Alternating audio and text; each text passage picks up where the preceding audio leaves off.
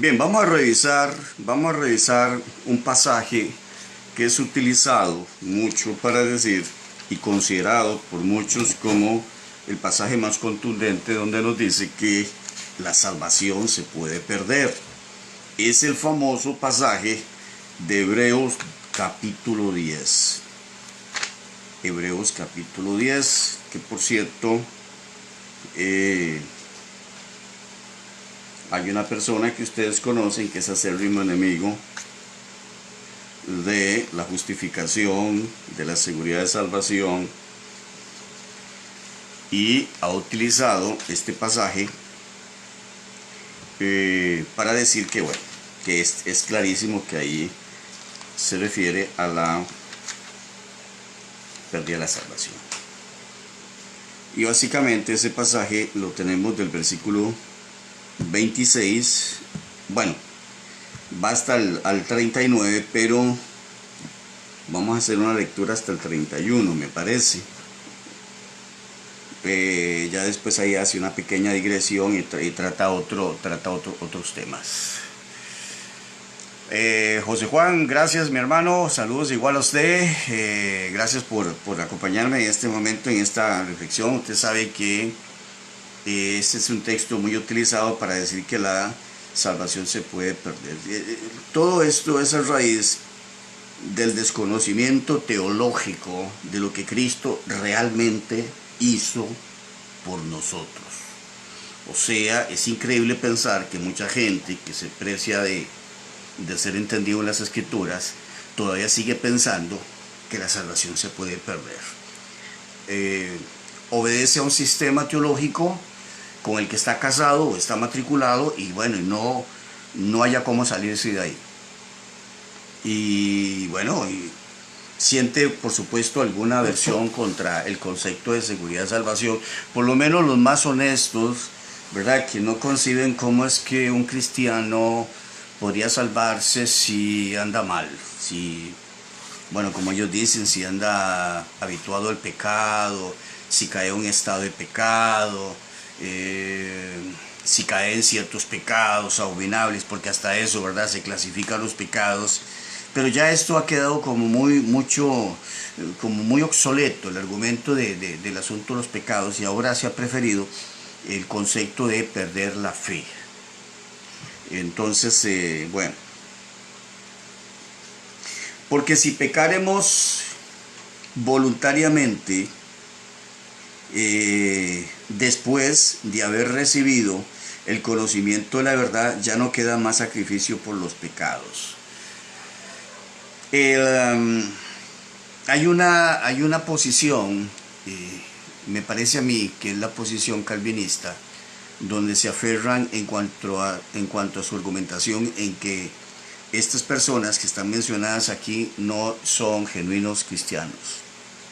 Me parece que eso es lo que yo he escuchado, y bueno, yo respeto esa opinión, ellos tendrán sus argumentos.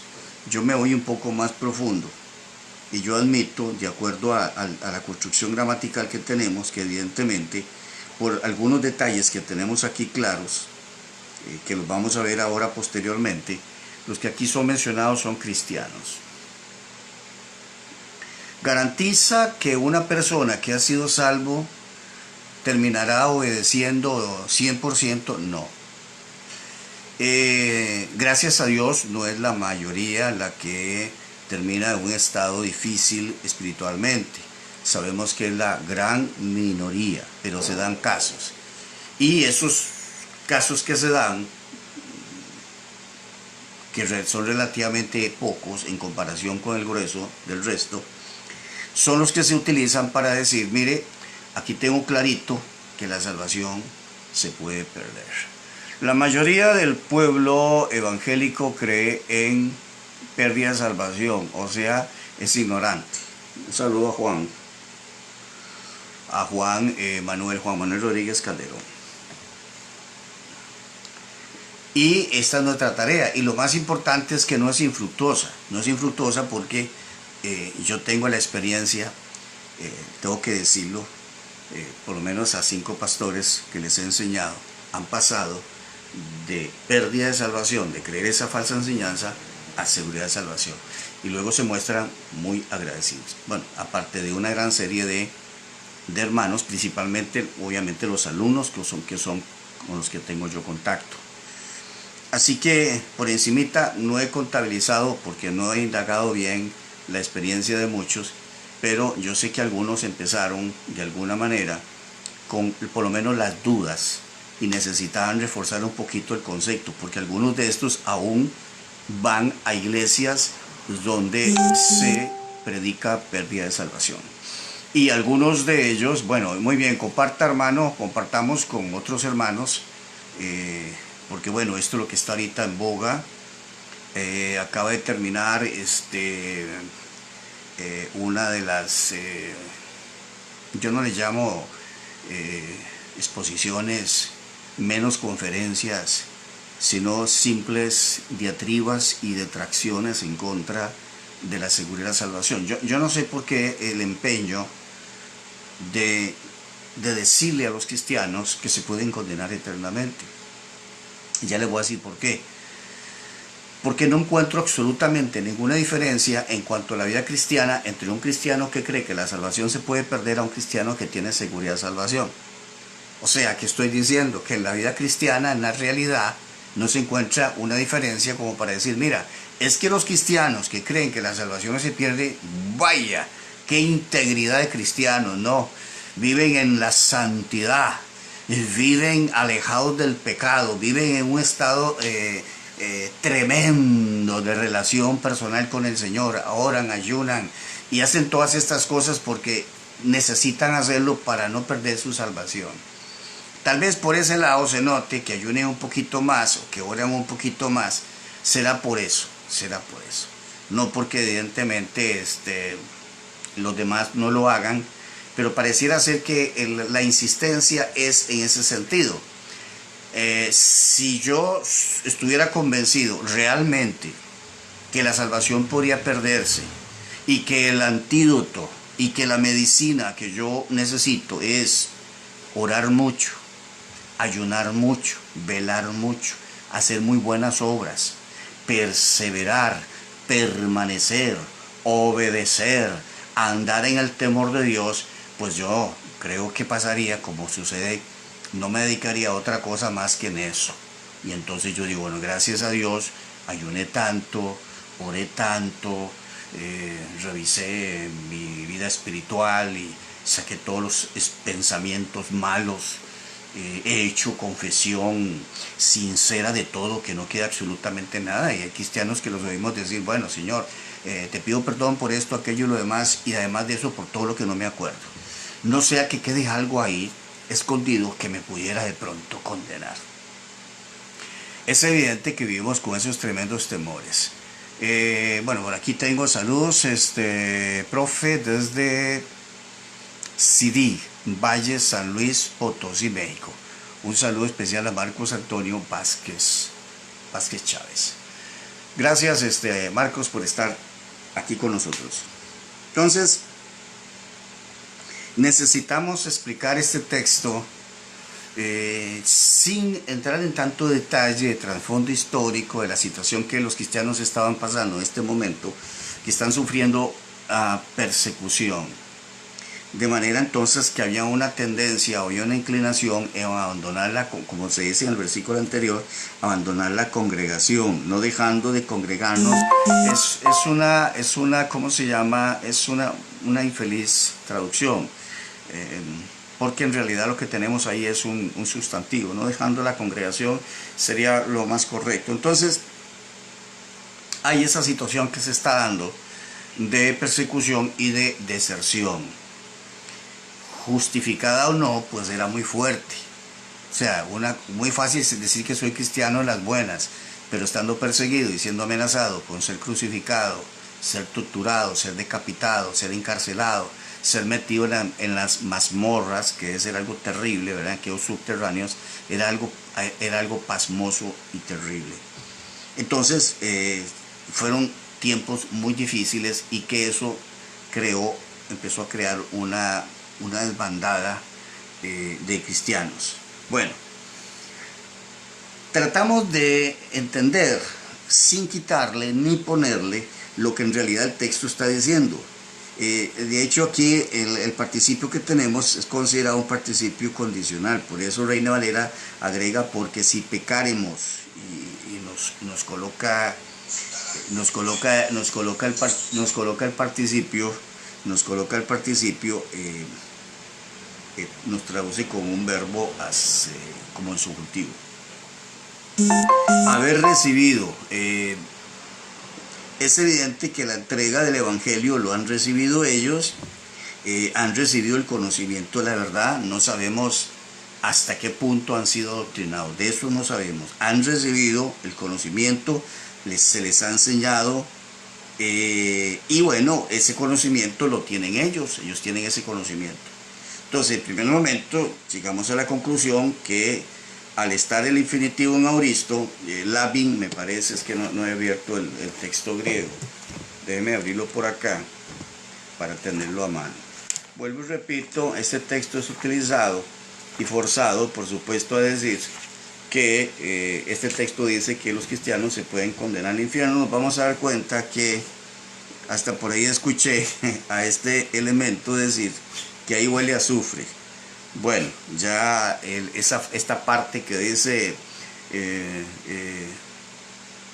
horrenda cosas caer en manos de Dios, no, esta que dice la expectación, sino una expectación de juicio y hervor de fuego, esa frase hervor de fuego la han interpretado como lago de fuego. Ahí no dice lago de fuego ni nada que se parezca, y mucho menos que huele ahí a azufre, como ahora yo lo estaba escuchando a este elemento que ustedes saben quién es, que está con 4 gatitos haciendo una transmisión en vivo. Los poquitos no importa, de hecho yo aquí estoy y aquí son poquitos hermanos. El problema es que yo diga que yo estoy aquí con multitudes, o que multitudes me siguen, o que yo estuve con tantísima gente, cuando no es cierto. Por esa razón yo me expreso de esa manera, que para algunos es despectiva, pero bueno, es la pura verdad. Entonces, en el primer versículo vamos a aceptar, obviamente, como siempre lo he hecho yo, que son cristianos.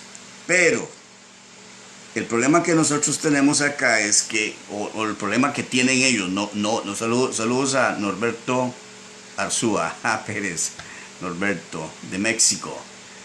Un saludo a Norberto, se nos desaparece mucho, pero bueno, por aquí está. Gracias por acompañarnos, Norberto. Estos hermanos son alumnos míos, bueno, aquí, al menos José Juan, el Norberto, son alumnos míos de escuela griego. Ya no queda más sacrificio por los pecados. Vamos a ver si tratamos de entender un poquito esto. Se revela un cristiano, así como el pueblo de Israel se rebelaba, es que se rebelaban. El pueblo que vio la gloria de Dios, o sea, vamos a ver, es cierto que no podemos comparar a los israelitas exactamente con los cristianos, obviamente en el Nuevo Testamento, porque hay grandes diferencias. Nosotros tenemos el Espíritu Santo morando permanentemente en nosotros, y los israelitas no lo tenían. Pero hay otra diferencia, nosotros no necesariamente vemos la gloria como la vieron ellos la vieron palpable. ¿Me explico lo que quiero decir? O sea, hay algunas cosas a favor y otras situaciones en contra.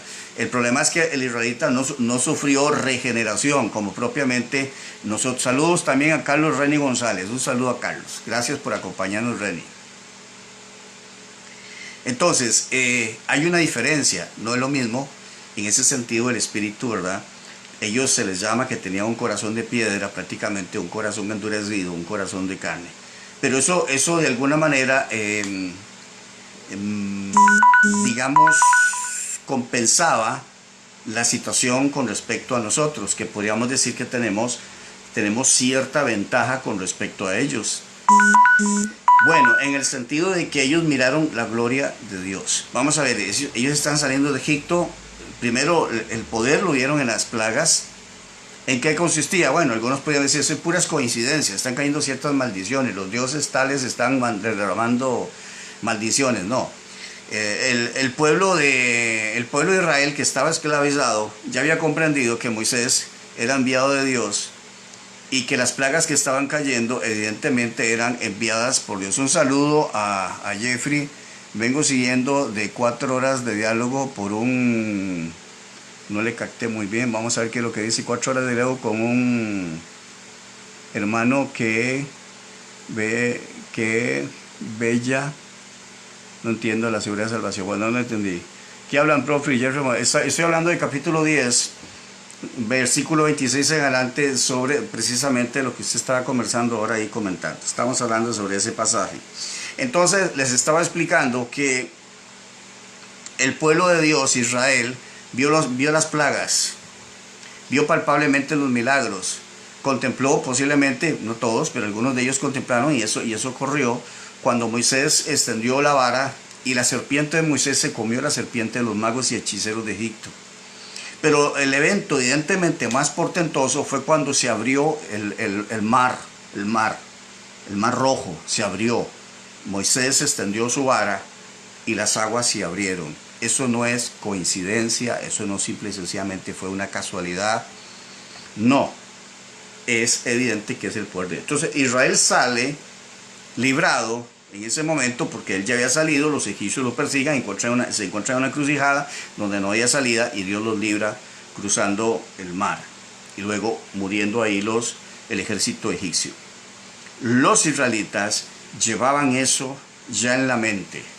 Sin embargo, como cargaban un corazón de carne, un corazón de piedra, disculpen porque he dicho ahora corazón de carne y de piedra, un corazón de piedra, ellos fácilmente volvían a la incredulidad. ¿Dejaba esto de que ellos fueran hijos de Dios? Por supuesto que no, por supuesto que no. Estamos entendiendo, por supuesto, la figura con respecto a la sangre del cordero en los dinteles, ¿verdad? Que prefiguraba, por supuesto, el sacrificio de Cristo y que para Dios tenía el valor equivalente a la salvación. O sea, Dios los está salvando con mano poderosa, dice que los salvó. Bueno, no había muerto el cordero todavía porque todavía no moriría el cordero, pero Dios los considera, dice que los salvó de Egipto. Estamos entendiendo entonces que Dios efectivamente salvó, entendiendo salvar de condenación eterna. Su pueblo elegido, luego lo redime y lo saca de Egipto. No se queda en Egipto. Algo muy interesante en esto con el pueblo de Israel es que Israel no vuelve a Egipto. Nadie muere en el desierto, pero no muere en Egipto. Lo que usualmente siempre se dice que volvieron al mundo. ¿Verdad? Hay personas que volvieron al mundo. En realidad, el cristiano, cuando hablamos de cristiano, obviamente el cristiano nacido de nuevo, no hay algo así como que en la perspectiva humana nos da la impresión que regresan, porque los israelitas en su corazón regresaban a Egipto porque Egipto les daba todos los placeres que no tenían en el desierto. Añoraban los ajos y las cebollas. Reconozco que una carneta sin cebolla y sin ajo pues no sabe igual. Pero el problema es que los israelitas, el alimento que tenían no era carne, ya ustedes conocen la historia con los codornices, sino era el famoso maná, el alimento celestial que prefiguraba, por supuesto, a Jesucristo. Entonces, llamémoslo así, cristianos, para que me entiendan, aunque esa nomenclatura no se utiliza para Israel en el desierto, cristianos carnales, lo que nosotros llamamos carnales, querían carne, no querían maná, no querían el alimento espiritual. Entonces, a nosotros no nos extraña que cuando una persona acepta al Señor Jesucristo, de que posteriormente, por muchas razones, y una de las razones es la falta de adoctrinamiento, sí, mucho cristiano se aparta por falta de ser adoctrinado, de ser enseñado bien. Mucho cristiano es arrastrado hasta por grupos sectarios. Claro que sí, eso lo advierte el apóstol Pablo cuando dice que no seamos arrastrados de doctrinas extrañas. La justificación la tiene, pero a la hora de ser adoctrinado, yerra en su participación vivencial en la obra de Dios, o sea, en su vida cristiana. Entonces, lo que les quiero decir es que nosotros no tenemos que asombrarnos de que los cristianos seamos flacos, débiles, hasta ignorantes y un montón de defectos que los cargamos. Por eso es muy importante la instrucción. El trabajo lo hace el Señor al lavar nuestros pecados, al no imputar más nuestro pecado, al justificarnos de una vez y para siempre y separarnos o hacernos diferentes mediante la regeneración, lo que nosotros entenderíamos también la santificación. Entonces, como dice Efesios 1:4, nos escogió, y me adelanto un poquito a la parte de la cláusula final, cuando dice para ser santos, ¿verdad? Es un infinitivo de propósito, para ser santos y sin mancha delante de Él. Nos escogió para eso. La gran pregunta es ¿cuándo llegamos a ser santos y sin mancha? Y para peores hay otro adjetivo que se utiliza en otro pasaje que dice que es para ser irreprensibles. Cuando yo analizo santo, sin mancha e irreprensible, que aparece en otro pasaje que ahorita no lo preciso, que lo tengo por cierto en la selección de los textos que yo iba a utilizar, porque utilicé solo unos pocos en el debate con Gutiérrez, que ahí están los 42, 46, es totalmente contundente, o sea, todos esos textos es contundente y todos están totalmente armonizados en cuanto al tema de salvación. Entonces, ¿cómo es, o dígame quién es el cristiano que es santo? Cuando yo voy a decir santo, es totalmente separado, dedicado exclusivamente al servicio de Dios, cuando de una u otra manera no nos hemos contaminado de alguna manera. Sin mancha, bueno, evidentemente santo tiene más la idea de ser diferente, o sea, Él nos hace diferente. Pero ¿por qué Pablo nos dice que no nos conforméis a este siglo, sino transformados por medio de la renovación de vuestro entendimiento? Bueno, porque tenemos que seguir siendo diferentes. Pero existe teológicamente una posición legal, posicional, y la santificación es una de ellas. Un saludo especial a mi querido Sergio Bolaños desde Turrialba, Guayao. Qué linda zona de Guayao. Increíblemente no conozco Guayao, soy turrialbeño. Saludos, bendiciones, hermano y profesor Daniel Hernández, por sus valiosas enseñanzas. Que el Señor les siga dando. Muchas gracias. Cada vez que miro, que por cierto se me había desaparecido hace mucho tiempo, me recuerda a mi linda tierra Turrialba y la añoro, por supuesto. Tal vez no para irme a vivir. Bueno, uno nunca sabe, ¿verdad? Tal vez mis días los termine allá. Entonces, el punto es este. Y que por cierto, muy interesante, bueno, ahorita volvemos no se preocupe, ahorita volvemos a Hebreos 10. Pero estoy explicando algunas cosas en el sentido de que a nosotros no nos debe extrañar en realidad nuestra situación. Nosotros por momentos, a veces los cristianos caen en ciertos fanatismos y sienten que somos super cristianos. Somos cristianos, no somos super cristianos. Somos hijos de Dios, no somos super hijos de Dios. En el sentido en que somos infalibles, que somos irreprensibles, que no tenemos tacha alguna, no. Entonces, por ejemplo, 1 Tesalonicenses capítulo 5, 23 nos dice, para que todo vuestro ser, espíritu, alma y cuerpo sea guardado irreprensible. Ahora que dije, ahí está la palabra precisamente irreprensible. Permítame un segundito constatar si la palabra irreprensible es ananclitos, y que aparece como unas 2 veces. Lástima que en este momento, como estoy improvisando, yo soy improvisador. Siempre fui improvisador, aún en las predicaciones, tengo que admitirlo. Me invitaban a predicar y yo estaba sentado todavía ahí, no sabía que iba a predicar, aunque ustedes no lo crean. Algunos dirán, bueno, qué desordenado este hombre. Bueno, así era como yo me manejaba. Bueno, no siempre, ¿verdad? En alguna ocasión, pues por supuesto que tuve que hacerme algunos apuntes o algo así. Bueno, Tesalonicenses, permítame porque tengo un gran problema y que me cuesta ver. La palabra es intachable, no es admentos, es otra palabra, no es anenclitos que les iba a mencionar, pero bueno, admentos, intachable, sin tacha, sin mancha, sin alguna imperfección. Obviamente eso solamente Dios lo puede hacer. O sea, ¿qué es lo que yo estoy diciendo? Lo que yo estoy diciendo es que no hay un solo cristiano bajo la faz sobre la faz de la tierra y bajo el sol que pueda cumplir con todos estos requisitos, por más que quieran intentarlo, de ser irreprensible, en el sentido de que no se cometa ninguna impureza de ninguna manera. Eso tiene que estar claro. Nosotros tenemos que entender la realidad nuestra, que nosotros vivimos por la gracia de Dios. Que nosotros, lo que nosotros podamos hacer y lograr es por la obra y la operación del Espíritu Santo de Dios en nuestro corazón. Cristo lo había dicho claramente en el capítulo 15 del Evangelio de Juan: separados de mí, nada podéis hacer, absolutamente nada podéis hacer. Así que dependemos 100% de Dios, por eso la salvación es de Dios. Nosotros tenemos que quitarnos la idea de que nosotros en realidad contribuimos, vamos a ver, cooperamos o contribuimos en la salvación, lo que famosamente llaman sinergismo, ¿verdad? Que les gustan estas palabritas rebuscadas a los teólogos. Bueno, los teólogos sí, pero ahora los que no son teólogos también las utilizan. Entonces, bueno, volviendo al caso de Israel en el desierto, los cristianos que creen que la salvación se pierde, usted les pregunta sobre toda la gente que cayó, todas las personas que cayeron en el desierto del pueblo de Israel, ellos tienen claro que toda esta gente fue condenada eternamente. Y es algo que yo comenté en uno de los grupos de WhatsApp. Nosotros tenemos que entender algo, y voy a caer este punto, porque si nosotros logramos entender este punto, nosotros no vamos a tener mucho problema para entender el capítulo 10, 26 en adelante de Hebreos. No vamos a tener mucho problema. ¿Qué es en realidad lo que condena eternamente al hombre? Oigan la pregunta: ¿qué es lo que condena eternamente? Por supuesto, un saludo a Ricardo Sánchez, un hermano muy fiel acá.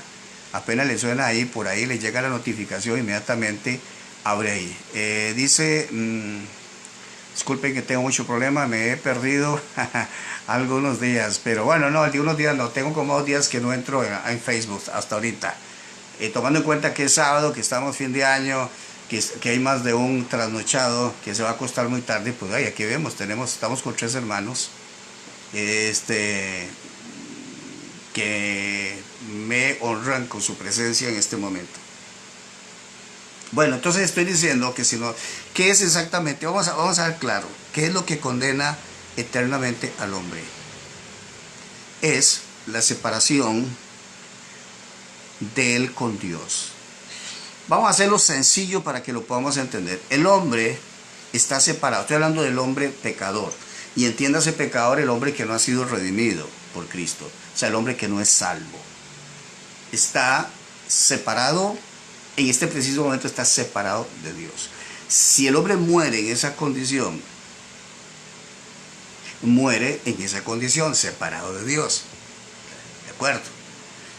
Si el hombre, Cristo lo salva, hay una relación de Cristo con él, que le promete que el que a mí viene, de ningún momento, de ninguna manera, de ningún modo, creo que dice, le echo fuera. Un saludo a Jorge Maldonado, aquí estamos también. Saludo, profe, un saludo especial a mi querido hermano y amigo Maldonado. Gracias por acompañarnos, Jorge.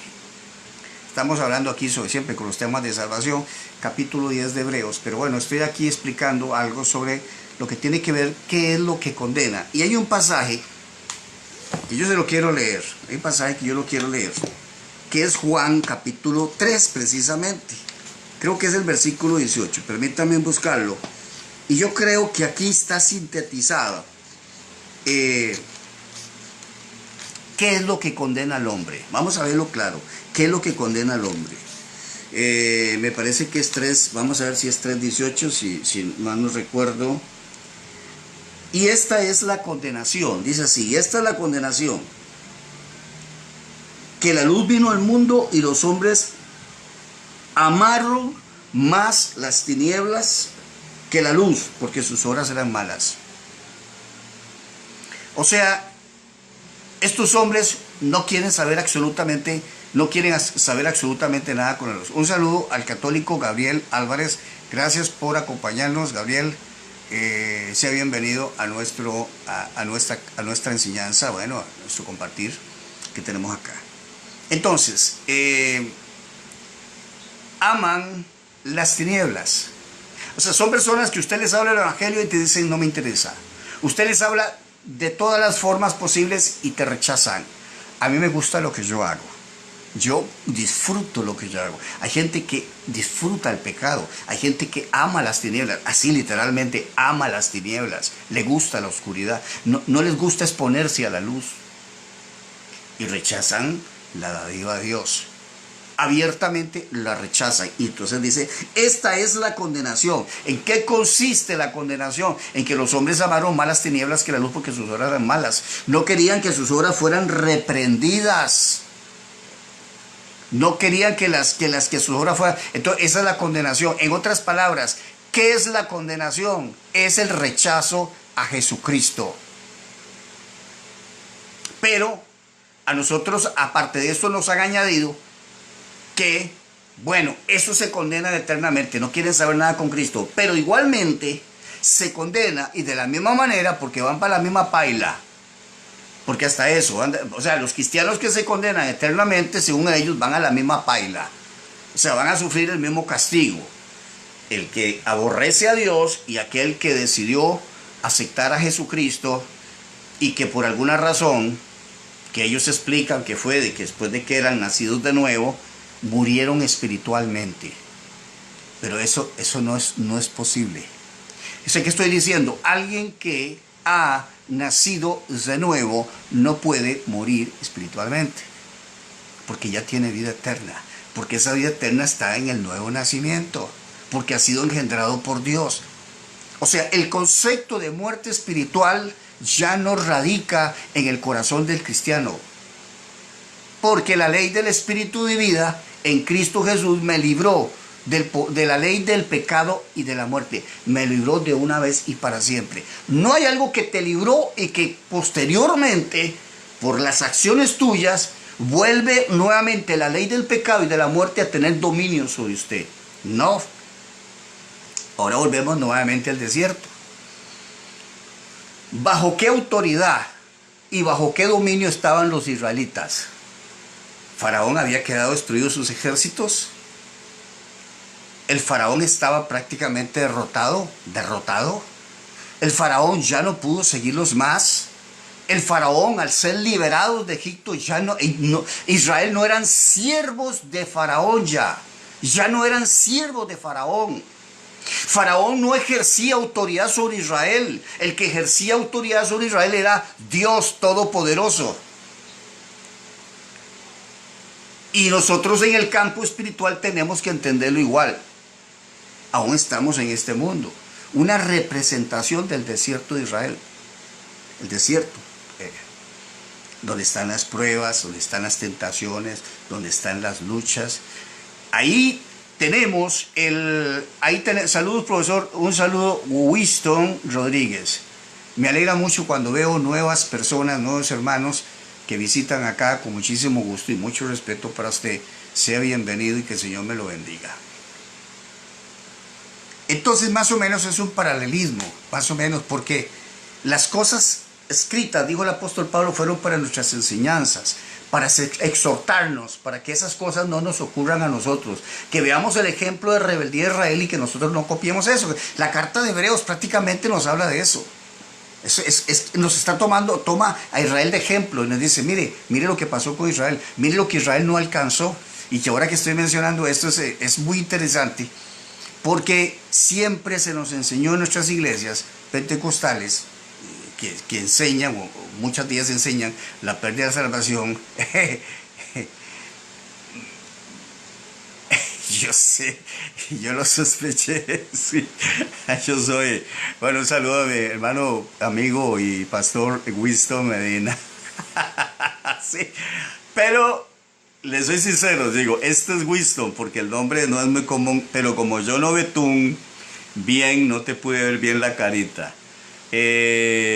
Ariana Aguilar, un poco tarde ya llegué.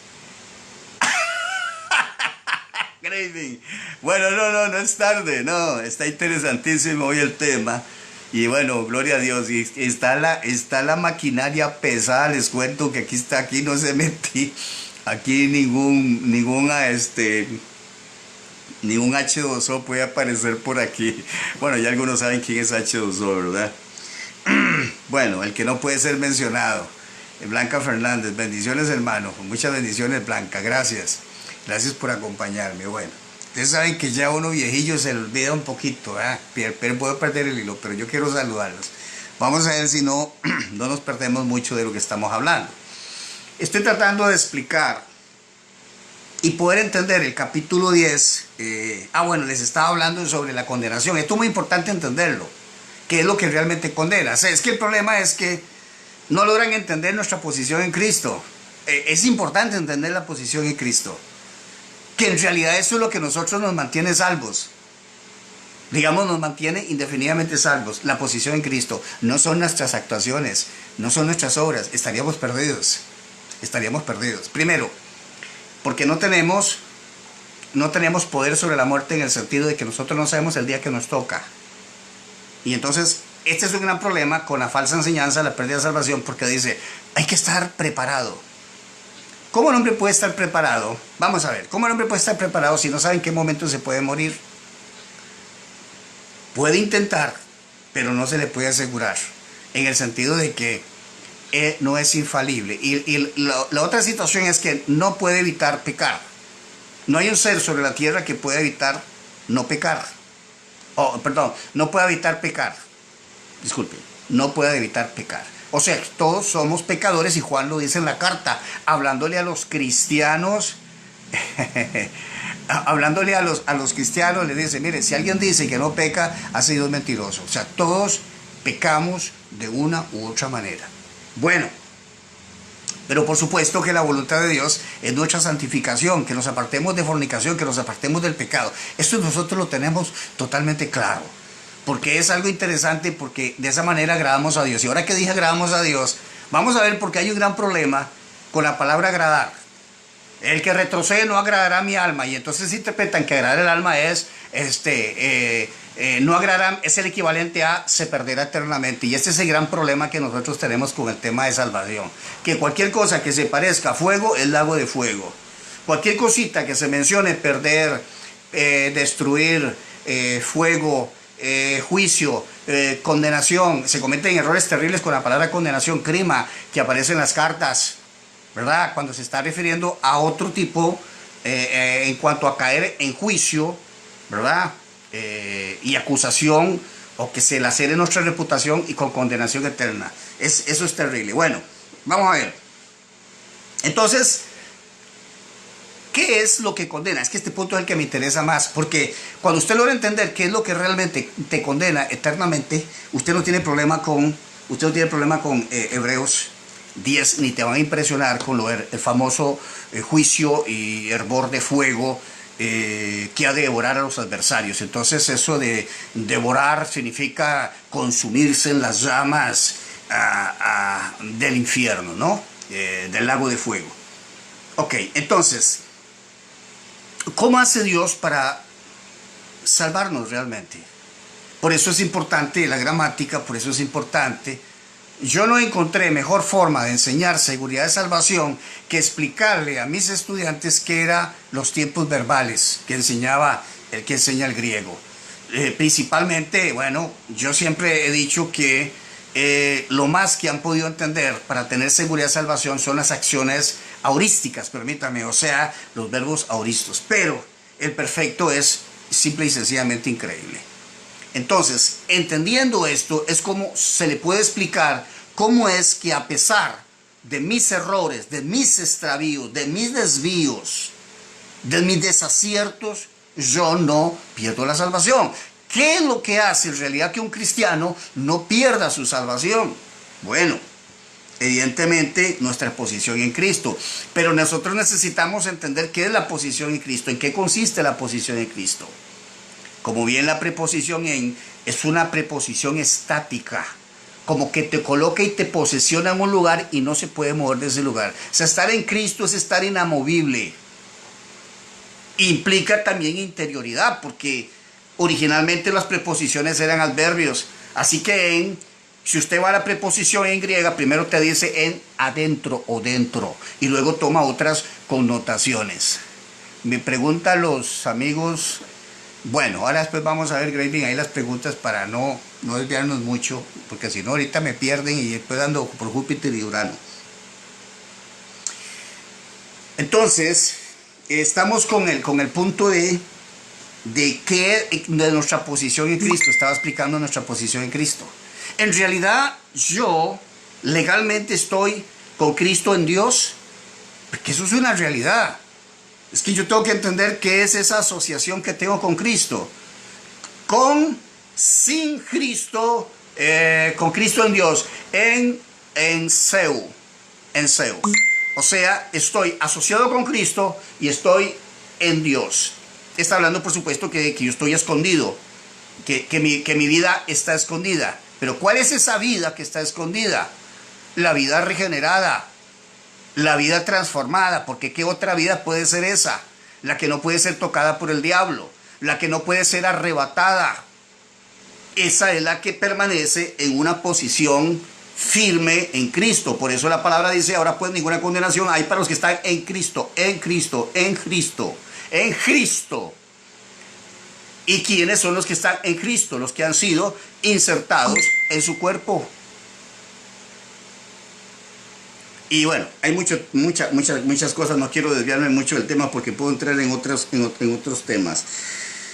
De manera entonces que vamos a regresar al asunto de Hebreos, vamos a continuar todavía aquí con el asunto de Hebreos, porque es evidente que no podemos negar, vuelvo y repito y con mucho respeto lo digo, ahí está la posición que dice que no son cristianos.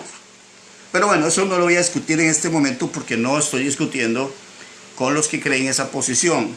Es con los que dicen que estas personas son cristianos y que cayeron algunos. Y es muy interesante porque el autor dice, porque si pecaremos, o sea, se incluye nosotros. Todos nosotros estamos en la posibilidad de pecar y dice aquí voluntariamente. No conocemos la película. Sabemos lo que está sucediendo en este momento, pero no sabemos lo que puede ocurrir en el futuro. Una vez hablaba sobre el tema del suicidio y hablaba con alguien y le digo, sí, ya me acuerdo con quién era, por cierto, está bloqueadito porque bueno, se puso un poquito impertinente y tuve que sacarlo. Yo le decía a él, ¿y usted quién le asegura que usted no se suicida el día de mañana? Que juzgan al que se suicidó y entonces dice, ese se condenó eternamente. Bueno, en ese tema no sé cómo estaba el hombre, pero bueno, nosotros no sabemos el futuro, nosotros no sabemos qué puede pasar. Son tantas las desgracias que nos pueden acontecer que nos pueden bajar espiritualmente. Por lo más espiritual que usted se sienta, a usted le quema la casa, a usted le roban el carro, Dios lo libre a usted pierde un hijo, se le muere un hijo, usted lo echan del trabajo, su esposa le es infiel, su esposa lo abandona, una serie de cosas que se le pueden caer de golpe al estilo de Job y usted podría hasta renegar el día de mañana. Puede. Entonces es muy fácil hablar que estos malos de Hebreos 10 que pecaron voluntariamente. Usted no sabe la situación. Ahora vuelvo a llegar al punto que pasaba con ellos. Están siendo perseguidos. No era una cárcel donde los iban a meter 24 horas y luego los iban a sacar y que les dan cafecito y les llevan un sandwichito, les dan una cobijita y todo, no, a las mazmorras, a ser torturados. Y no solamente torturados, después ser sacrificados. De esto se habla de que eran, ¿cómo es que se dice? Desposeídos, confiscadas sus propiedades. Cristianos. Pero muchos no aguantaban. Muchos desertaban. Y entonces dice que sí eran conocedores porque habían recibido, y el definitivo Cristo me indica que evidentemente sí, habían hecho. Algunos dicen, bueno, recibieron en parte, no recibieron todo el conocimiento. De eso yo también lo expliqué al principio. O sea, no puedo asegurar yo que tan bien adoctrinados estaban. Mucho cristiano, oiga lo que digo, mucho cristiano se aparta por falta de instrucción bíblica. Porque no están adoctrinados. No están adoctrinadas. Bueno, no están adoctrinados y entonces fácilmente son engañados, como dice la palabra, por el pecado. Pasemos rápidamente. Dice que, estaba explicando que ya no queda más sacrificio por los pecados. Yo entiendo aquí que es cuando, como decimos, no hay remedio. A estas personas se les ha hablado. Yo tuve una experiencia con un pastor y generalmente cuando hablo de estas cosas lo cuento. Este pastor pastoreó muchos años, un hombre que yo puedo testificar, no tengo duda. Uno no conoce el corazón de las personas, pero al menos hasta donde la impresión yo tuve en el tiempo que lo conocí, era un verdadero hombre de Dios. Y este hombre terminó mal su carrera. por esas circunstancias que hablamos que nosotros no podemos juzgar. Para no cansarlos con el cuento, él fue perdiendo mucha relación ministerial, no sé qué problemas pudo haber tenido. La cuestión es que el hombre dejó su ministerio y cayó en un estado de, digamos, de desánimo tal que cayó en el licor. O sea, el hombre estaba tomando, ya no le importaba nada. Posiblemente se topaba a sus colegas pastores, no sé qué relación con ellos tenía, seguramente era pésima, no lo alzaban a ver, porque eso es lo que sucede. Cuando un cristiano cae, en vez de levantarlo, lo que hacen es hacerle mala cara. Y no hay nada más terrible. Un impío a usted le puede hacer mala cara, le puede tratar mal, pero no hay nada más terrible de recibir una mala cara de un cristiano con el que usted tuvo relación y que en un momento u otro te desprecia y te da la espalda. Pues todas esas cosas ocurren. Y debido a todo eso, muy posiblemente el hombre cayó al trago. No, es que un cristiano no puede. ¿Por qué? Pero, ¿cómo es eso? La experiencia no nos lo dice. Claro que sí. Tratamos, la experiencia que tuve, tratamos de llevarlo a una restauración a él. Se portó anuente, pero mientras estábamos nosotros, y después el hombre no quería relación con nosotros, no sé qué le había pasado, la cuestión es que el hombre volvió a lo mismo. Al poco tiempo recibí una llamada de que había sufrido un accidente y había fallecido. Entonces, aquí es en el punto donde dicen los cristianos que la salvación se pierde, que ese hombre perdió la salvación. Si ese hombre el Señor lo salvó y lo justificó, tiene una posición en Cristo Jesús que no depende de su comportamiento. Nosotros, nuestra posición legal con Cristo no depende de nuestro comportamiento. Ni por más bueno que seamos nosotros, ni que por más que nosotros nos cuidemos, la posición se mantiene mejor. No, es un estado ya dado. Gracias a los méritos de Jesús, estamos entonces con Cristo en Dios. Y es una posición legal que no va a cambiar. Esto cuesta mucho que lo entiendan las personas que creen que la salvación se puede perder. Y en tanto no entiendan esta realidad, no van a poder entender por qué es que nosotros decimos que no se puede perder. Y, por supuesto, no entienden lo que es el juicio retributivo, que es lo que vamos a ver a continuación. No queda más sacrificio. No, es que no hay dos sacrificios. Es que solo hay uno. Y por supuesto que hay restauración. Si confesamos nuestros pecados, Él es fiel y justo para perdonarnos. Nos perdona, nos limpia de toda maldad.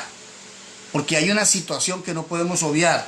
Nosotros tenemos una conciencia que nos acusa. Si nos sentimos, si estamos mal, nos va a acusar. Aparte, por supuesto, y que es lo más poderoso, que es el Espíritu Santo redarguyendo nuestro corazón. Pero hay veces que ya el hombre no quiere atender al Espíritu Santo, no quiere atender la amonestación, ni ser redarguidos por el Espíritu Santo. Y lo que resta es algo que es muy sensible, que yo creo que es muy fuerte, que es la conciencia. Yo puedo decirle no al Espíritu Santo. No quiero saber, no quiero comunión, y el Espíritu Santo está contristado. Pero la conciencia tiene una fuerza tal que siempre te va a decir, cuando estás en la cantina o estás en lo malo, hiciste mal. Porque puedes tener el Espíritu Santo contristado y el Espíritu Santo ya está en un estado en que ya tú no lo quieres oír. Pero la conciencia es otro elemento muy fuerte. Tanto es así que la conciencia trabaja en los mismos impíos. El mismo impío llega un momento en que sabe que hizo algo malo. Lo que pasa es que no tiene poder para reaccionar ante eso, a no ser que Dios lo ayude y que él decida y permitirle a Dios que Dios actúe en la vida de él.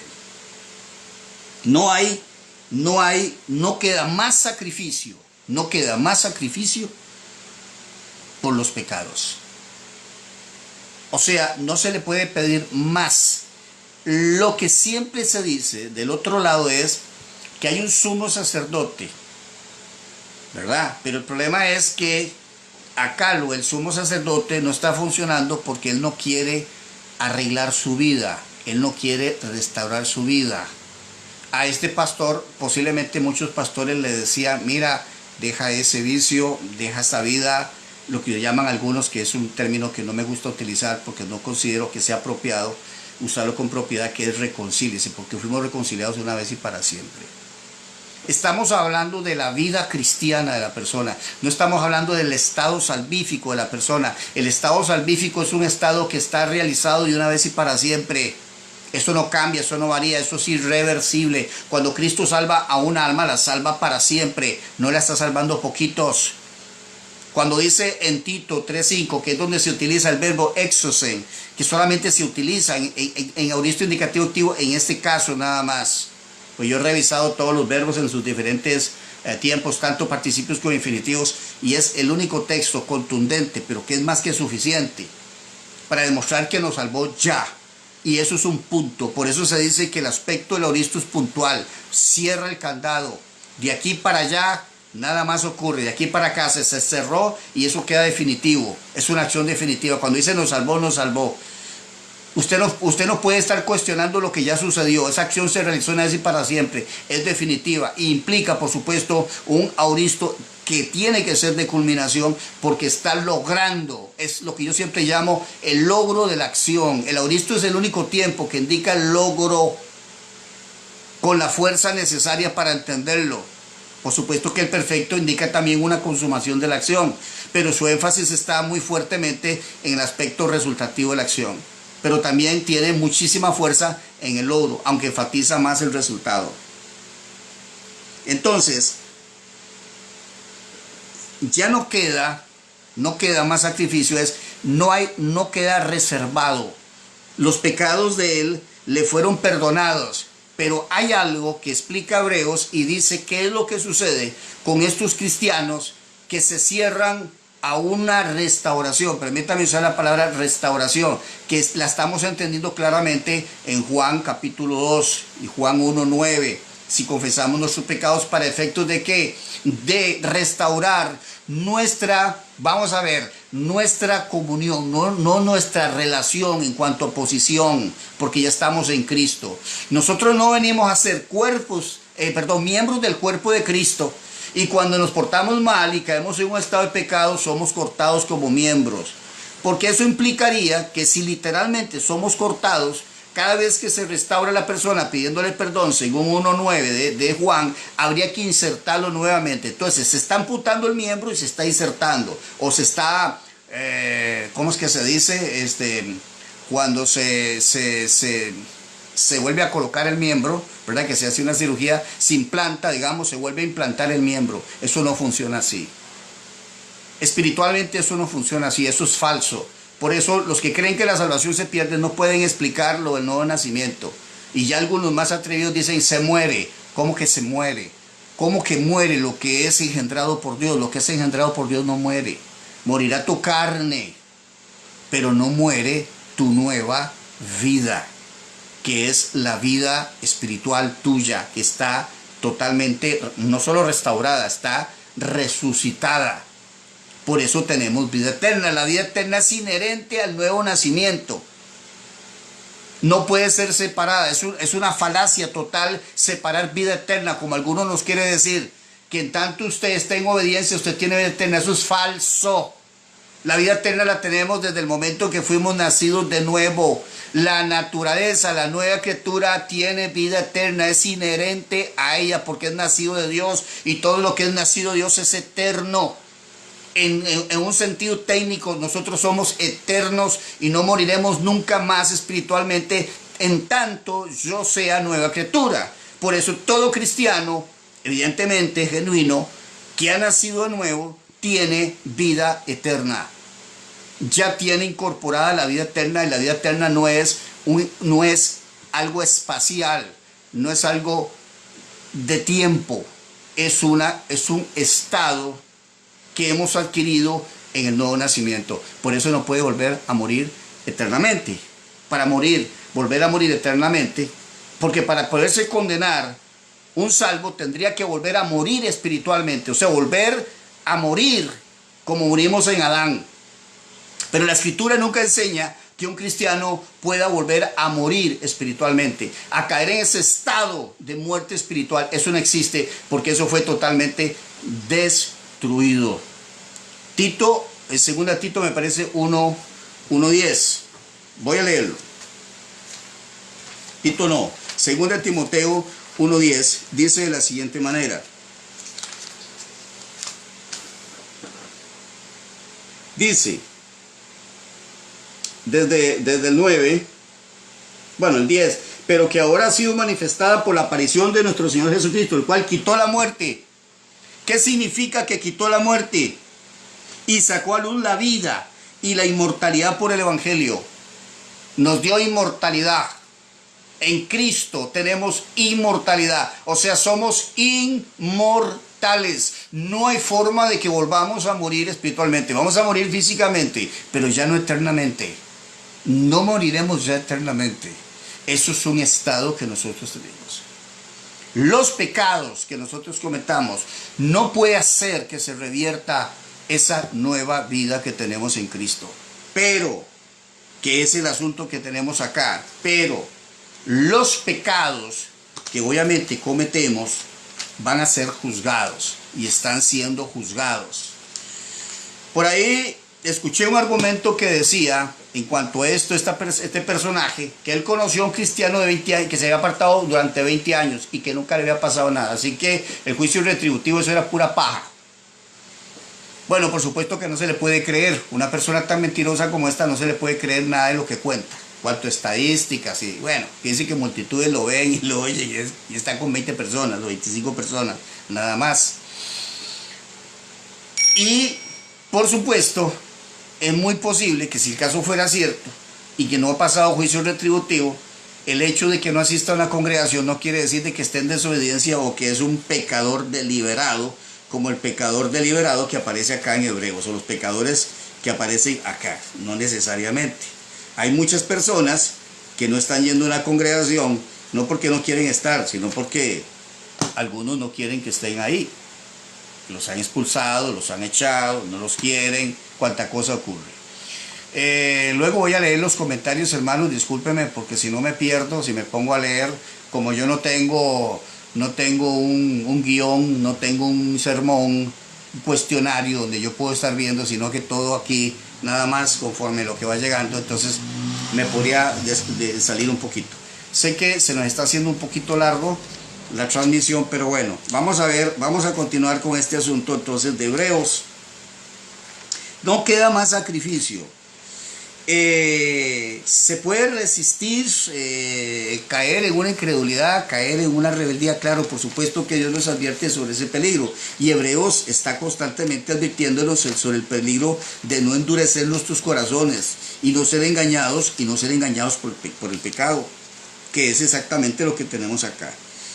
¿Qué sucede entonces cuando yo peco libremente, voluntariamente, como dice acá? Después de tener el conocimiento, atención a esto porque esto es importante. El juicio retributivo de Dios o el castigo disciplinario de Dios cae cuando la persona es consciente de lo que está haciendo, tiene pleno conocimiento de lo que está haciendo, o sea, está pecando, como dice aquí, deliberadamente, con pleno conocimiento, a sabiendas de lo que está haciendo. Hay mucho cristiano que puede estar en un estado de rebeldía, pero no tener el pleno conocimiento de lo que está sucediendo, porque no tiene la suficiente información. Pero en este caso sí, aparentemente los que están acá tienen pleno conocimiento de lo que están haciendo. Hay un alto, abiertamente una rebeldía, por las razones que sean. Entonces explica el autor de Hebreos que ante esta situación, donde nosotros decimos, no hay forma de enmendar al hombre, no hay forma de corregir al hombre, no hay forma en que la persona entienda, se ha cerrado la puerta, no se ven posibilidades de la que la persona reaccione. Ha recibido 1, 2, 3 amonestaciones y no reacciona. Nos parece un poco extraño porque siempre decimos, bueno, si es un cristiano debería, no necesariamente. Vuelvo y repito, en Israel hubieron personas bien rebeldes, bien duras, y que aunque habían sido liberados y habían sido salvados por el Señor, presentaban estos visos de rebeldía, de desobediencia, etc. Eso lo sabemos por experiencia, ¿verdad? Que usted se puede hacer insensible al pecado. Si usted se descuida, se va descuidando, usted se hace insensible, y cuando usted menos piensa, hasta tomando. Y si usted se descuida más, puede caer en un estado hasta de fornicación. Y llega un momento en que usted toma eso livianamente porque usted empieza a justificar sus acciones y decir, bueno, es que a mí me pasó tal y tal cosa, yo soy víctima de la sociedad, a mí me pasó tal cosa y por esa razón yo reacciono así. Entonces usted empieza a ser insensible. Gloria a Dios que en el momento en que Dios nos habla a nosotros, por los medios que Él tiene, reaccionamos y evitamos esto. Es el caso último que se presenta aquí. Y entonces dice, ya el versículo que sigue, sino una horrenda, dice, no habrá sacrificio por los pecados, sino una horrenda expectación de juicio. Y aquí es donde tenemos que entender este juicio. Si aquí se me está hablando de una condenación eterna, a mí tiene que entendérseme este juicio. ¿Dónde es que se sentencia al pecador? Y recuerde que dice que es el que no fue hallado en el libro de la vida. Muy interesante. O sea, el que va a ser condenado al agua de fuego no fue inscrito en el libro de la vida. No se halló. No porque fue borrado. No se halló porque nunca estuvo escrito.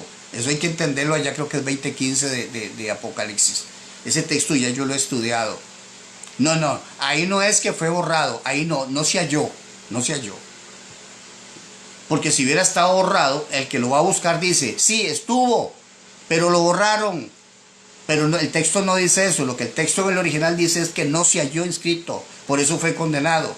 Por eso solo es condenado el que nunca aceptó a Jesucristo en el corazón. Punto. Así de sencillo.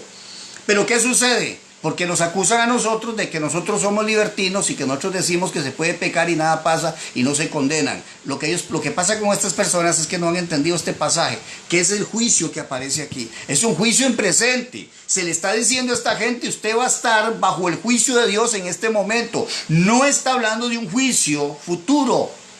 No, porque en todo caso no va a ser juzgado en ese momento. En todo caso, el que está pecando deliberadamente seguirá pecando hasta el final, hasta que se canse de pecar. Dios no lo castigará de nada y lo esperará al puro final, porque dice, ¿para qué lo voy a castigar ahora si lo voy a condenar en el infierno eternamente? Entonces lo dejo que corra su vida. Es más, que siga haciendo méritos para que con mayor razón pueda condenarse en el infierno, pero eso no es así. Sino una horrenda, dice, ya no queda más. Déjeme ver algo interesante. Cuando dice queda, déjeme ver el tiempo verbal que tiene esto, que tiene esta palabra acá. Vamos a ver 10:26. Déjeme ver acá, quiero ver, me parece que es presente. 10:26, vamos a ver, acá está. Correcto. Claro, aquí lo tengo, está hasta en pasivo y está en presente. No queda. ¿Cuándo no queda? En ese momento. ¿Qué queda entonces en ese momento? Un juicio. De manera que está indicando claramente que el juicio es en ese momento. Bueno, que puede ser a partir de ese momento también.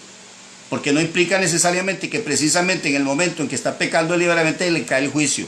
Puede ser que en ese preciso momento suceda. Vayamos al caso de Ananías y Zafira. Habían planeado el asunto de negar en cuanto habían vendido la propiedad.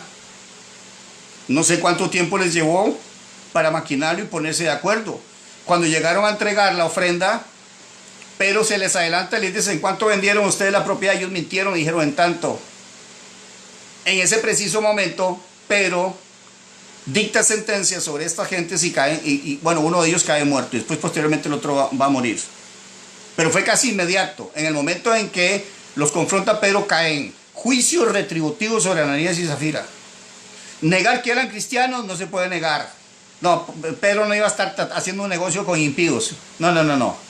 Las ofrendas que se estaban recibiendo eran de los cristianos, que estaban aportando para las necesidades.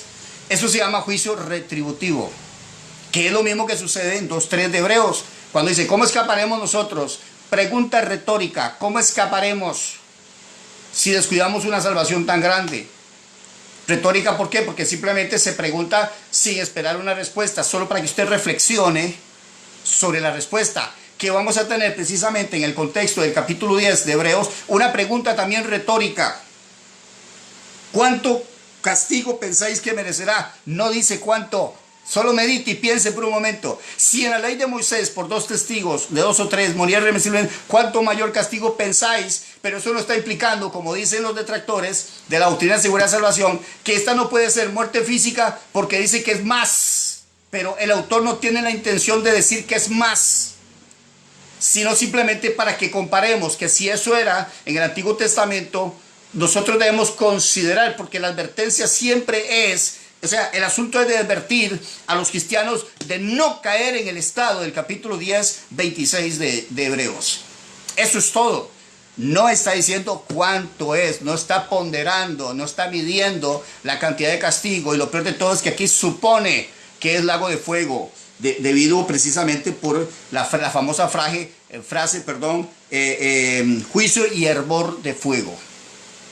Que eso, por cierto, muy interesante, lo estuvimos viendo con un varón cuando hablábamos sobre las figuras retóricas, las figuras de dicción, ¿verdad? Que hay algunos que dicen, si hay una figura de dicción, todo tiene que ser figurado. No necesariamente. En textos literales vienen figuras de dicción, claro que sí. Y estas figuras son muy importantes porque nos enfatizan, nos dan intensidad, aparte que nos dan, florean mucho, le ponen mucho encanto a la narración, mucha imaginación a la acción que se requiere. Por ejemplo, una hipérbole es importante, ¿verdad? Y yo logro entender tantas figuras que podemos utilizar, ¿verdad? Todo el mundo fue a ver la película. Bueno, todo el mundo no fue a ver la película, pero quiere decir todo el mundo es una hipérbole para decir que mucha gente fue, no toda. Bien, entonces, aquí hay evidentemente clarito un juicio retributivo. ¿Cómo puedo demostrar que es juicio retributivo y que no se refiere al gran juicio del trono blanco? Pues vuelvo y repito, aquí está hablando que no queda. Entonces, si no, dice, no queda más sacrificio por los pecados, sino una que, como yo he enseñado sobre las oraciones, tenemos que suplir elípticamente el queda. No queda más sacrificio, sino que queda un juicio y queda en presente. Por tanto, está diciendo ahora es ese juicio retributivo. Es en este momento, y para nadie es un secreto, que el juicio de la condenación eterna es futuro. Y después de que haya resurrección, obviamente, de los impíos, que va a haber una resurrección de los muertos, los impíos, para ser juzgados. Esa resurrección se va a dar solamente para juzgar a los impíos. Por tanto, pierde total fuerza el hecho de decir que este juicio se refiere al lago de fuego. Es lo más torpe que yo puedo ver en exégesis. Una pésima utilización de la hermenéutica para decir que juicio, porque juicio no solamente se refiere al juicio, a un juicio ante un tribunal. No necesariamente. Israel cayó en el desierto. Ustedes pueden ver, y es muy interesante, lo que pasa es que no bueno, aquí yo creo que, como estoy, yo creo que me tiro dos o 3 horas. Vamos a ver, si lo aguanto a Facebook, primeramente estamos a fin de año, ¿verdad? ¿Ustedes qué dicen? Bueno, ahí me disculpan que no, ahorita los atiendo, ahorita hago un paro, me devuelvo y voy a ver los comentarios que ustedes me están haciendo. Si yo tuviera la visibilidad para verlos así a distancia, yo lo estaría tal vez leyendo, pero la verdad que sí me cuesta. Tengo un problema, estoy perdiendo mucha visión, sinceramente. Bueno, capítulo 10 de ¿cómo se llama? De Corintios. Ese capítulo 10 de Corintios es utilizado para decirle al pueblo de Dios que esta gente se condenó. Se condenó eternamente, dicen ellos. Permítanme leer rápidamente en la versión Reina Valera la narración, porque no quiero, hermanos, que ignoréis que nuestros padres todos estuvieron bajo la nube y todos pasaron el mar. Miren, primero que nada, qué interesante, porque Pablo dice nuestros padres, los que están en el lago de fuego en este momento. Bueno, en el lago de fuego no, en el Hades, esperando caer al lago de fuego, pero Pablo los llama nuestros padres. Y todos en Moisés fueron bautizados en la nube y en el mar. Bautizados en Moisés. Esto es muy interesante, ¿verdad? Lo que es el bautismo en Moisés. Hay un bautismo en Moisés y después Pablo nos enseña en el capítulo 6 de Romanos que hay un bautismo en Cristo. Ese bautismo como que no lo entienden, y siempre que oyen la palabra bautismo, que es lo que pasa con H2O, cree que es agua, porque tiene la obsesión que todo es agua. Donde aparece bautismo, eso es agua. Y entonces dice, y todos en Moisés fueron bautizados en la nube y en el mar. ¿Qué implica estar bautizado en Moisés, es como si todos hubieran sido insertados, el pueblo de Israel insertado en Moisés. De alguna manera Moisés representa a todo el pueblo. En otras palabras, Moisés se condena a Israel. ¿Qué es lo que sucede con nosotros? Por eso en Cristo no hay condenación, porque estamos insertados en Él. O sea, cuando Dios mira a sus hijos, lo mira en Cristo Jesús. Por eso Cristo, habiendo resucitado a los muertos, ya no muere. La muerte no se enseñorea de Él. Y no se enseñorea de Él ni de nosotros, que estamos insertados y que somos parte de su organismo y que somos miembros vivos de su cuerpo. Y por tanto, si Él no muere, nosotros no morimos. Y todos bebieron de la misma bebida espiritual, alimento, y dice, Cristo decía en el capítulo 6 de Juan, el que come y bebe mi sangre tiene vida eterna, no morirán jamás. El alimento que yo les daré era su vida. Y no era el alimento eterno, el alimento que el que comía de ese alimento no iba a morir nunca, jamás, eternamente. Bebieron, dice que bebieron del agua espiritual, y todos bebieron la misma bebida espiritual, porque bebían de la roca espiritual. Bebida eterna. No morirían eternamente, morirían físicamente, sí. ¿Castigaría a Dios sus pecados? Sí. ¿Quedaron tendidos en el suelo? Sí. ¿Cuáles eran sus pecados? Fornicación, murmuraciones, idolatría. ¿Qué no hicieron? Y quedaron postrados, castigándolos Dios proporcionalmente a sus pecados. Sus pecados eran pecados de muerte. Los pecados que Israel estaba cometiendo eran pecados capitales de muerte, fornicación, murmuración, toda esa serie. Y Dios los castigó con la muerte, por eso murieron. Pero murieron castigados sus pecados. Y lo vamos a ver en Hebreos, porque es que Hebreos nos dice a nosotros, mía es la venganza, yo daré el pago. Y él menciona que esos que van a ser juzgados, van a caer bajo el juicio de Dios, juicio con hervor de fuego, es su pueblo, y lo llama su pueblo. No puede llamarse a nadie que esté condenado el día de mañana en el lago de fuego, su pueblo. Su pueblo, ni uno solo, Cristo lo dijo muchas veces, ni uno solo de ellos se perderá eternamente. No hay forma de que se pierda. Así que en el lado de fuego, el gran cuento, la gran historieta que nos enseñaron, las falsas películas que nos enseñaron principalmente los pentecostales, que se fanatizaron con este tema de salvación y nos presentaron a pastores evangelistas de cuanto hombre de Dios y mujer de Dios predicó, que están en el infierno. Y ahí nos hicieron aquella película, terrible película, deplorable película llamada El Infierno, donde nos engañaron y nos hicieron creer de que sí, en el infierno, y hasta eso nos pintaron el infierno con fuego y todo al estilo del agua fuego, hay cristianos atormentados. Eso es totalmente falso. Un solo cristiano no hay en el infierno y no irá al infierno. Cristo enseñó que tenía el poder sobre el infierno y sobre las puertas. Así que para que uno de sus hijos pase esas puertas, tendrá que pasar primero por Cristo. Y Cristo no va a perder uno solo. Eso debe estar claro. Termino aquí la lectura rápido. Pero de los demás de ellos no se agradó Dios. Oiga la palabra, importante, se agradó. ¿Será que Reina Valera inventa esa traducción? Voy a comprobarlo, porque hay una gran diferenciación en decir no agradó a Dios. El agradar no implica que Dios los condenaría eternamente. El agradar, y porque no le agradaron a Dios, los condenó eternamente. Eso es totalmente falso, y es evidente que la palabra agradó está en el texto. Vamos a verlo rápidamente. 10:5, 1 Corintios 10:5. Aquí lo tengo, vamos a verlo con la lupa. Aquí está. No se agradó. Evdokisen. No se agradó. Esta palabra viene de evdokeo, que es, se utiliza como que es, se traduce evdokia como beneplácito. Es como considerar bueno, como que resuelve bueno, algo que Dios no resolvió bueno en ellos, algo que Dios no vio bueno en ellos. Por eso no se agradó en ellos y por esa razón los castigó. Lo terrible hubiera sido que no los hubiera castigado, ¿de acuerdo? Si hay una condenación eterna, ¿qué es lo que sucede con el mundo? Nunca se habla de juicio retributivo, disciplinario para el mundo. Se habla a veces, muchas veces, que hay un juicio porque Dios castiga a las naciones impías, ¿verdad? Pero en cuanto a retributivo, en cuanto a lo que tiene que ver con disciplina, solo a su pueblo lo castiga de esa forma, para disciplinarlo. Y para, como dijo el apóstol Pablo en el capítulo 10:32 de 1 de Corintios, para que no seamos condenados con el mundo.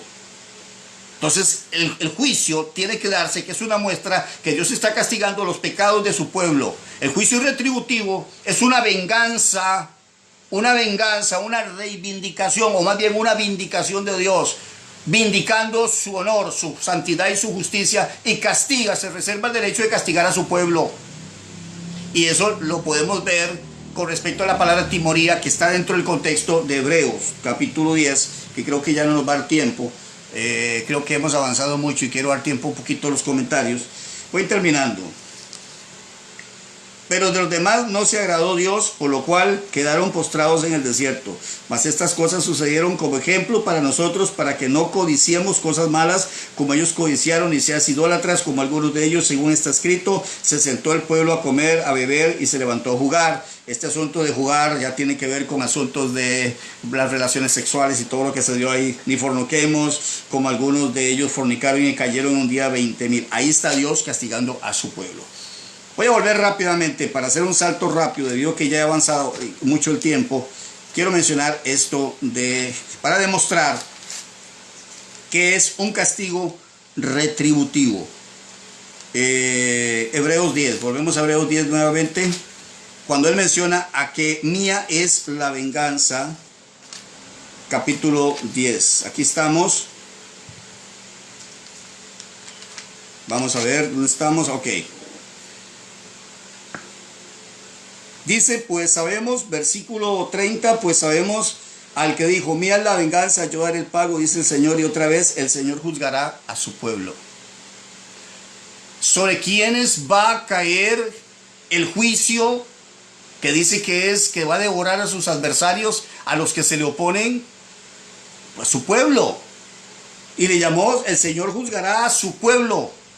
¿A quién? A los cristianos, a los hijos de Dios los va a juzgar Él. No está hablando aquí de otra cosa. Ahora, si juzga a su pueblo, lo juzga para condenarlo eternamente, ¿quién podrá ser salvo? ¿Quién podrá ser salvo? Porque si Él nos pasara a juicio a todos nosotros, por los pecados que nosotros cometemos, nos juzgaría inevitablemente y nos castigaría por todos nuestros pecados. Pero es obvio que aquí está hablando sobre el castigo retributivo.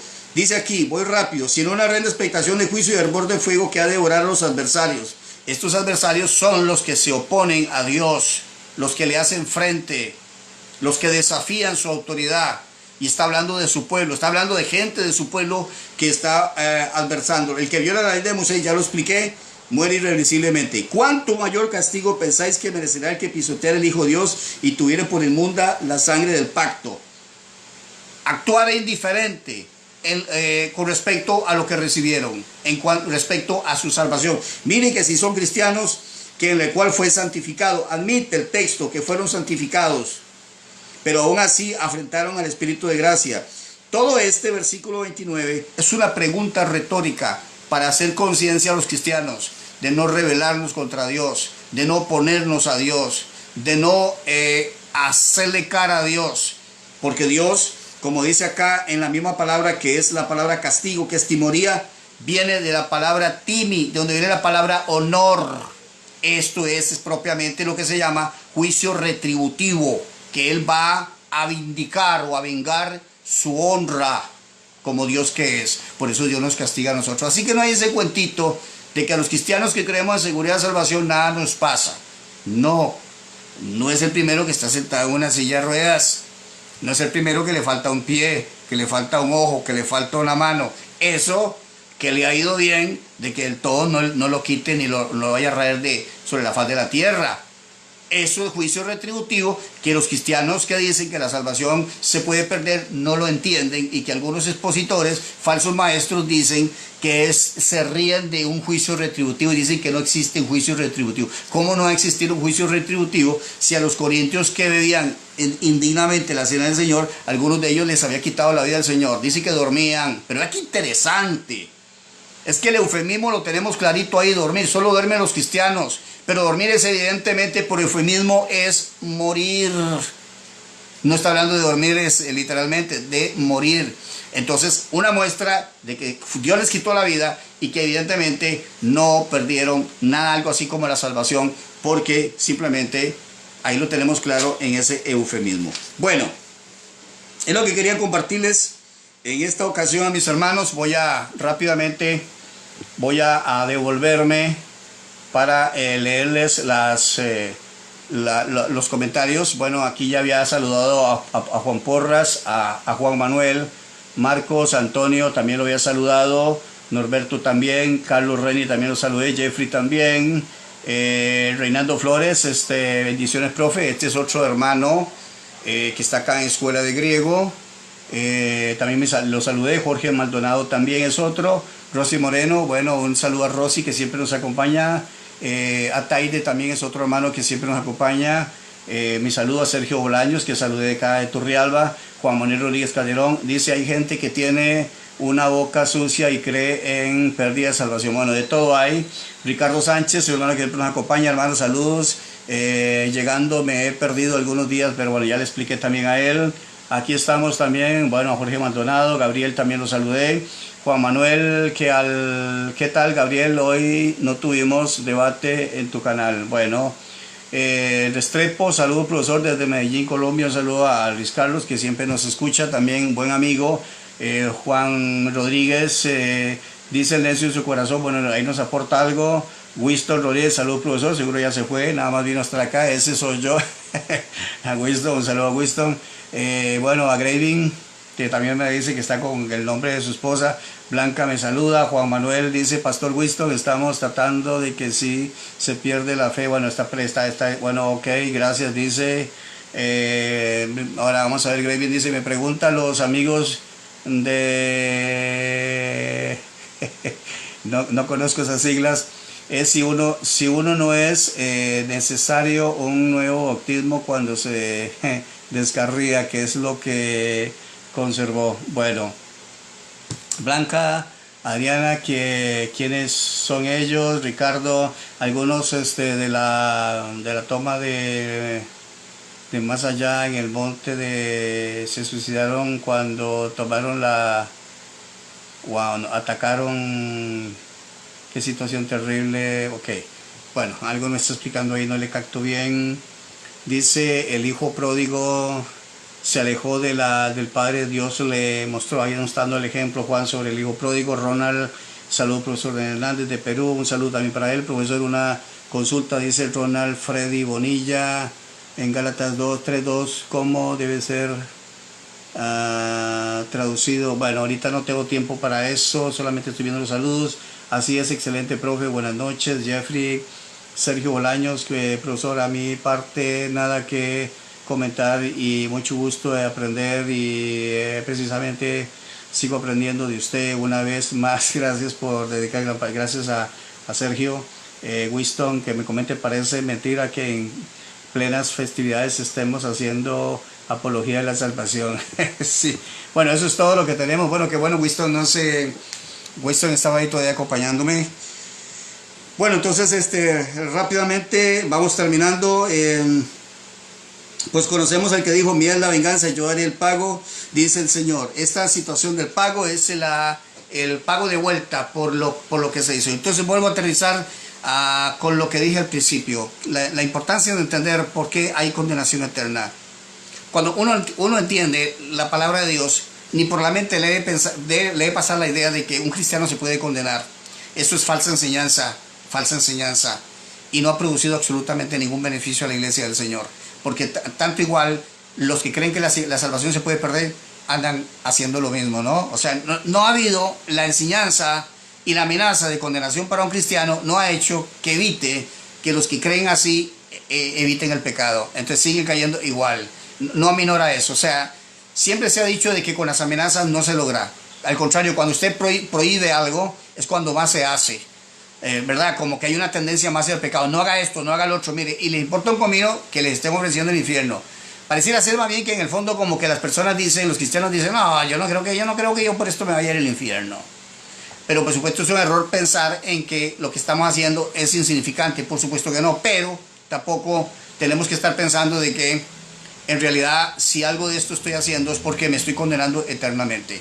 Cristo terminó con la condenación eterna. En el plan de Dios estaba claro que el hombre no hubiera una sola forma de perderse.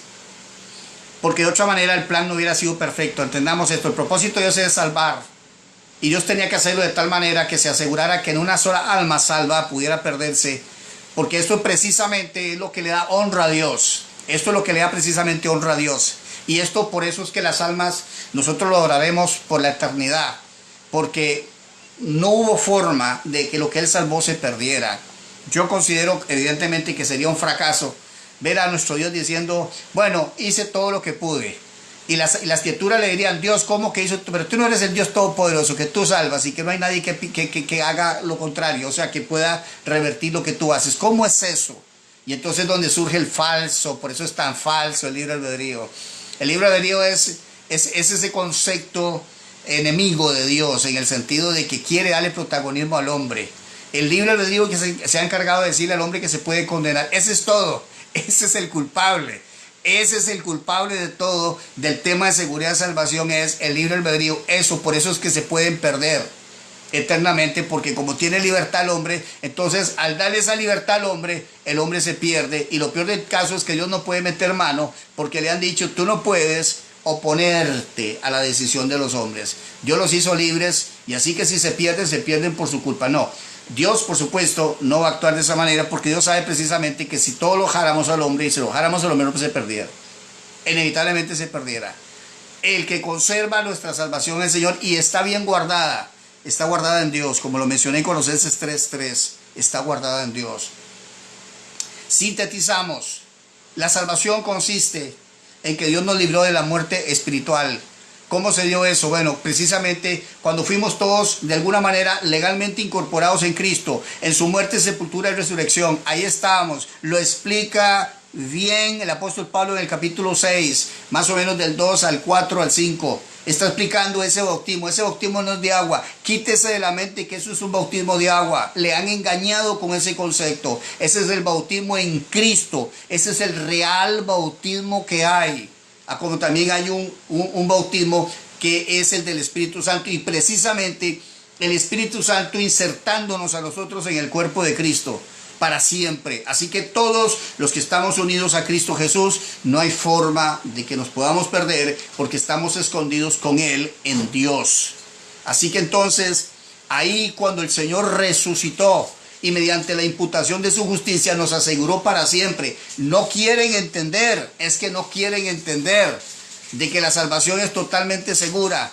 La justificación es solo una vez. Los que nos enseñan falsa enseñanza dicen que Dios justifica muchas veces. No existe nada como muchas justificaciones. Solo una vez Cristo murió, solamente una vez murió, solamente una vez resucitó, solamente una vez derramó su sangre, solamente nos justificó, solo una vez nos santificó, una vez nos incorporó en el cuerpo de Cristo. No es que fracase y hay que volverlo a hacer. Con las cosas de Dios no sucede así.